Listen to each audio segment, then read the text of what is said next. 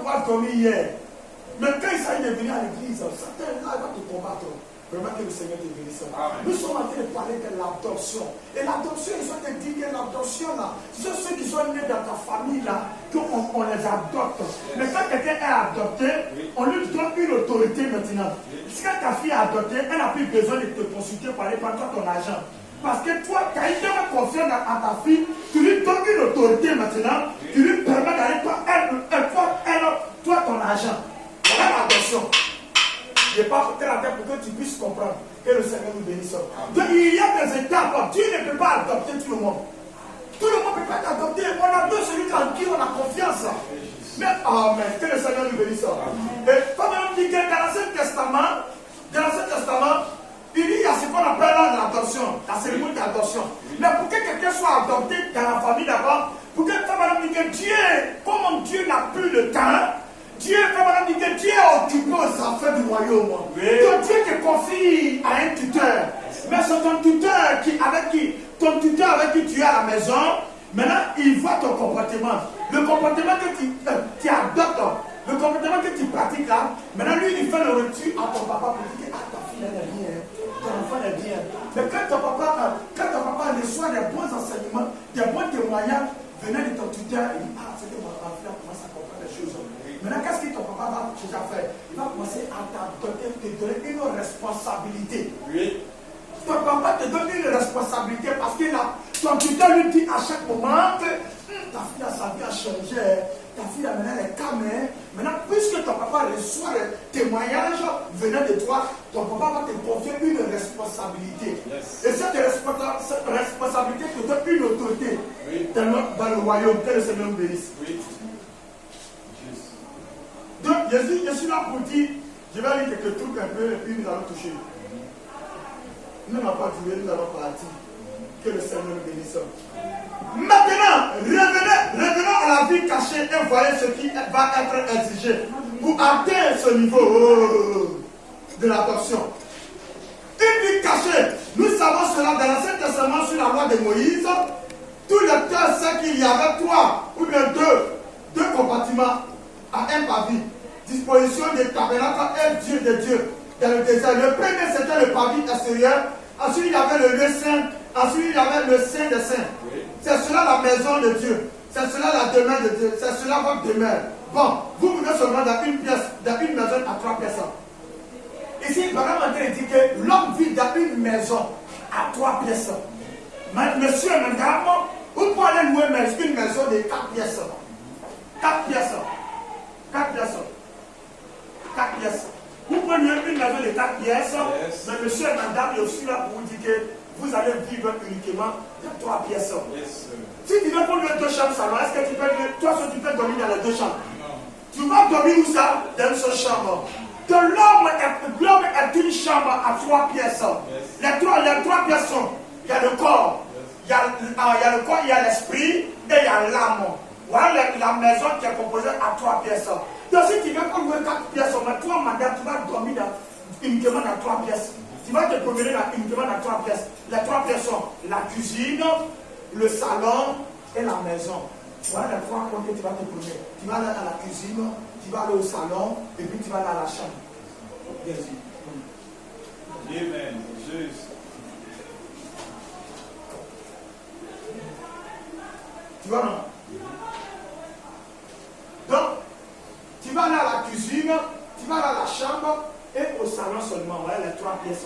L'homme ne peut pas vivre dans 4 pièces. Il y a 5 pièces. Une seule personne ne peut pas vivre dans 4 pièces. Dieu, voilà même pour après, voilà que Dieu même est descendu. Il a vécu dans 3 pièces. Dieu a vécu dans 3 pièces. Une maison à 3 pièces. Que le Seigneur nous bénisse. Est-ce que vous comprenez? C'est votre demeure. Vous vivez seulement dans une maison à 3 pièces. Souvenez-vous, vous pouvez avoir 2 chambres à coucher. Et vous pouvez avoir 2 chambres à coucher. Est-ce que vous pouvez dormir dans 2 chambres? Vous pouvez avoir 2 chambres à coucher. Mais là, ce qu'il a dit. Vous pouvez avoir 3 cuisines, mais vous ne pouvez pas vivre dans une maison. Vous ne pouvez vivre que dans une maison à 3. Si tu ne veux pas avoir 3 cuisines chez toi à la maison, mais tu vas travailler dans une seule cuisine. Les 2 autres cuisines, tu ne peux pas. C'est ça. Ouais, non. Donc, l'homme est composé à composé de 3 pièces, le corps, l'âme et l'esprit. Que Dieu bénisse. En d'autres, ce matin, il faut dire à Satan que tu as échoué dans ma vie. Il faut dire à Satan que tu as échoué dans ma vie.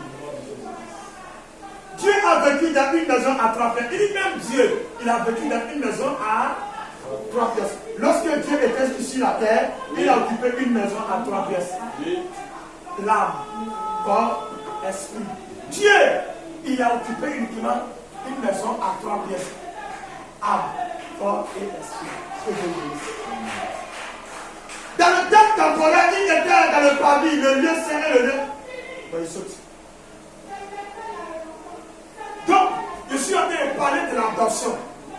Et Balaam dit que l'adoption, si vous remarquez bien, même Jésus-Christ, dans Matthieu 17, pour que Jésus-Christ soit adopté, l'adoption de Jésus-Christ s'est faite à la présence de 3 témoins. Yes. Donc, on ne peut pas adopter quelqu'un sans les témoins. Ouais. On ne peut pas adopter quelqu'un, on ne peut pas donner une autorité à quelqu'un sans les témoins. Regardez Jésus-Christ. Le jour de son adoption, il y avait qui? Il y avait Jacques, non? Il y avait Jacques, oui. Il y avait Pierre, oui. Et puis il y avait Jean. C'est la même chose. La Bible, il n'y a pas d'erreur dans la Bible. Vous voyez? Donc l'adoption vous donne une autorité, un pouvoir supérieur, les frères et sœurs. Quand vous êtes adopté, votre parole fait loi. Amen. Quand vous êtes adopté, ce n'est plus vous maintenant qui parlez. Votre signature a de la valeur. Oui. Mais quand vous n'êtes pas adopté, messieurs, mesdames, votre signature n'a pas de la valeur. Nous devons arriver à la position de l'adoption. Oui. Où Dieu doit nous adopter. Mais Dieu ne peut pas adopter tout le monde. Oui. Il adopte ceux qui sont obéissants à sa parole. Oui. Dieu adopte ceux qui sont dignes. La vie est digne de l'évangile. C'est ce que Dieu adopte. Oui. Mais pour que tu sois adopté, Dieu met quelqu'un auprès de toi. Et cet homme s'appelle le tuteur. Et par exemple, ce tuteur, on appelle le Saint-Esprit. Oui. C'est le Saint-Esprit qui vient faire le compte rendu au Père. Le Saint-Esprit vient dire, il vient parler de Dieu. Ta fille, là, sa vie a changé. Elle va à l'église maintenant. Oui. Ah bon? Ok, je vais l'adopter. L'adoption, on te confie à un tuteur. Notre tuteur, c'est qui? C'est le Saint-Esprit. C'est lui qui est notre tuteur. Donc, quand on parle de l'adoption, il y a des étapes. Il y a des étapes pour l'adoption. On va arriver. Vous pensez que quand quelqu'un vient à l'église nette, Dieu va l'adopter. Pour que Dieu puisse t'adopter, tu dois avoir confiance en toi. Tu dois avoir confiance en toi. Dieu ne peut pas adopter n'importe qui. Dieu n'adopte pas n'importe qui. Oui. Comment Dieu est sur la vient et puis Dieu va l'adopter maintenant? Dieu n'adopte pas n'importe qui. De l'adoption à des principes, il y a des étapes. Même notre Seigneur Jésus-Christ, il a suivi ces étapes de l'adoption. J'ai dit que pour être adopté, il faudrait qu'il y ait toujours des témoins. Si vous voulez observer un type parfait de cela, Dieu a fait la même chose pour son propre fils. Il a pris 3 personnes pour témoins. Même pour Jésus, lui, Dieu, pour adopter son fils, il a pris 3 témoins. 3 personnes en témoin. Donc toujours, il y a toujours des témoins pour qu'une personne soit adoptée. Yes. On ne peut pas adopter comme ça, non, frère. Voilà le type parfait, c'est le type parfait. Oui. Et si c'est le type parfait, tout fils qui va t'adopter doit passer par la même procédure. Que le Seigneur nous bénisse. Amen. Il a pris Pierre, Jacques et Jean. Et il les a amenés pour ça à monter à l'écart, loin du reste du monde. Dieu les a pris. Quand Dieu voulait adopter son fils, Dieu a pris son fils, il a écarté son fils était accompagné par les témoins. J'ai dit qu'on ne peut pas adopter des personnes sans les témoins. Donc qu'est-ce que Dieu fait? Il prend lui-même son propre fils, il écarte du monde. Il amène l'écart sur une montagne, oui, afin que son fils soit adopté.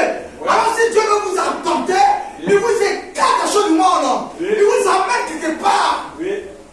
Amen. Yes.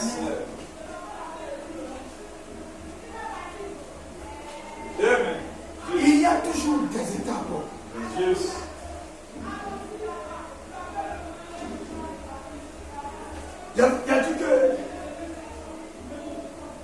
il y a des étapes. Et on a vu où la première étape, il dit, il y a toujours des témoins, c'est ça non? Yes. Des témoins. Et la deuxième étape aussi, Frère Branham dit qu'on vous confie à un appareil de tuteur. On ne peut pas t'adopter si on ne te confie pas à un tuteur. On va confier au tuteur, c'est le tuteur qui doit faire le rapport à ton papa. On dit que sa vie a changé. Tu peux l'adopter maintenant. À partir d'aujourd'hui, quand un homme est adopté maintenant son papa peut se reposer maintenant. Maintenant, tu peux continuer, tu peux continuer l'œuvre. Tu peux continuer l'œuvre de Dieu maintenant. Avec l'œuvre qui n'a pas été achevée, tu continues l'œuvre maintenant. Et le Seigneur nous bénisse. Donc il y a des étapes. D'abord, il faut qu'on puisse adopter, il faudrait qu'il y ait des témoins. Yes. Et puis Dieu doit te confier à un tuteur. J'ai dit que le tuteur c'est qui? Le tuteur c'est qui? Notre tuteur c'est qui? C'est le Saint-Esprit. Quand le temps de l'adoption arrivait, si le tuteur qui avait élevé l'enfant, regardez très bien. Il dit quand le temps de l'adoption arrivait, si le tuteur qui avait élevé l'enfant trouvait que l'enfant n'était pas digne, celui-ci restait à seulement un fils.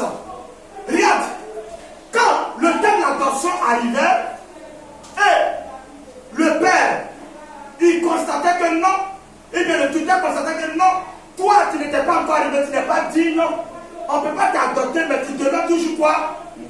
Tu deviens toujours un fils. Tu es né dans la famille, mais on ne peut pas te confier un héritage. Mais il reste toujours un enfant de la famille. Mais tu ne peux pas hériter de certaines choses de la famille. Tu ne peux pas hériter de certaines choses de la famille, mais tu es né dans la famille. Mais pour l'adoption, tu ne peux pas t'adopter parce que tu n'es pas digne. Quand Dieu sait que tu n'es pas encore digne, Dieu ne peut pas t'adopter. Que le Seigneur nous bénisse. Amen.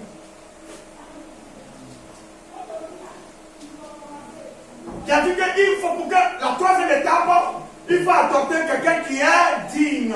Quand le temps de l'adoption arrivait, si le tuteur qui avait élevé l'enfant trouvait que l'enfant n'était pas digne, celui-ci restait seulement un fils. Il restait seulement un fils. Mais il manquait quoi? Son adoption. Il dit qu'il manquait son adoption. Que le Seigneur le bénisse. Donc, si nous voulons être adoptés, nous devons être des enfants dignes qui obéissent à la parole de Dieu. Tu ne peux pas venir à l'église aujourd'hui et demain tu ne viens pas, tu dis non, tu vas être adopté. Frère, le monde religieux, le monde des églises ne peut pas t'adopter. Les gens pensent que l'adoption c'est fait par l'imposition des mains. Non, on a dit que l'adoption c'est Dieu même qui fait l'adoption. Yes. C'est Dieu qui fait l'adoption, frère. C'est Dieu qui fait l'adoption. Yes. Mais on ne peut pas adopter tout le monde. On a lu des Éphésiens. Il dit ce sont ceux qui ont été prédestinés pour être adoptés par Jésus-Christ. Oui. Si tu as été prédestiné par Dieu, et ce qui a tout, et quand on dit que pour être adopté d'abord pour être adopté, il faut que quoi? Élu. La deuxième, pour être adopté aussi, il faut quoi? Il faut quoi? Appeler. La troisième étape pour être adopté, il faut quoi? Moins. Et quand tu es moins,